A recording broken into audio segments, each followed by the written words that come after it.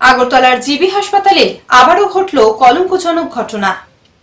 জানা গেছে, মোহনপুর থানার কলকলিয়া এলাকার বাসিন্দা নিপু দাস তার অন্তঃসত্ত্বা স্ত্রীকে নিয়ে হাসপাতালে আসেন চিকিৎসার জন্য। বহির্বিভাগে আসার পর তারা বাথরুমে গেলে সেখানেই শিশুর জন্ম হয়।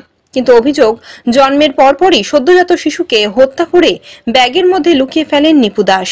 হাসপাতালের বেসরকারি নিরাপত্তা কর্মীরা তাদের সন্দেহজনক গতিবিধি লক্ষ্য করে নজরে রাখছিলেন। পরে ওই ব্যাগ থেকে শিশুর মরদেহ উদ্ধার হয়। ঘটনার খবর পেয়ে জিবি ফাঁড়ির পুলিশ দ্রুত হাসপাতালে পৌঁছে অভিযুক্ত নিপু দাসকে গ্রেপ্তার করে। পেশেন্টটা ওপিডিতে দেখা হয়েছিল ফার্স্ট, এরপরে ওপিডি থেকে লেবার রুমে ট্রান্সফার করা হয়েছে বিকজ ব্লিডিং ছিল অনেকটা। তো ওপিডিতে বোঝা যায়নি কী ছিল এক্স্যাক্টলি। এখানে আসার পরে আমরা জাস্ট কর্ডটা পেয়েছি, মানে প্লাসেন্টার সাথে যে কর্ডটা থাকে, কর্ডটা ছিল, কর্ডটা ক্ল্যাম্প করা ছিল না। তো প্লাসেন্টার পেশেন্ট ভেতরে নিয়ে এসেছে। প্লাসেন্টাটা লেবার রুমে আসার পর আমরা প্লাসেন্টা বের করেছি। আর বাচ্চা কথা পেশেন্ট পুরো ডিনাই করছিল, এখনও ডিনাই করছে। বাচ্চাটা কি এখন কি জীবিত না মৃত?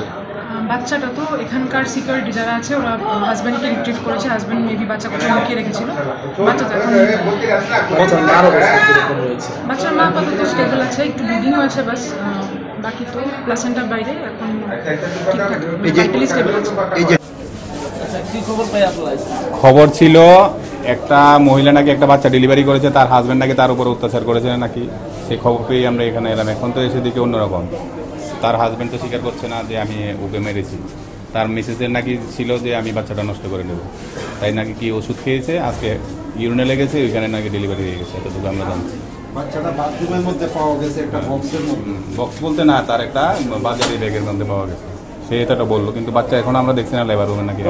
Bureau report, D news.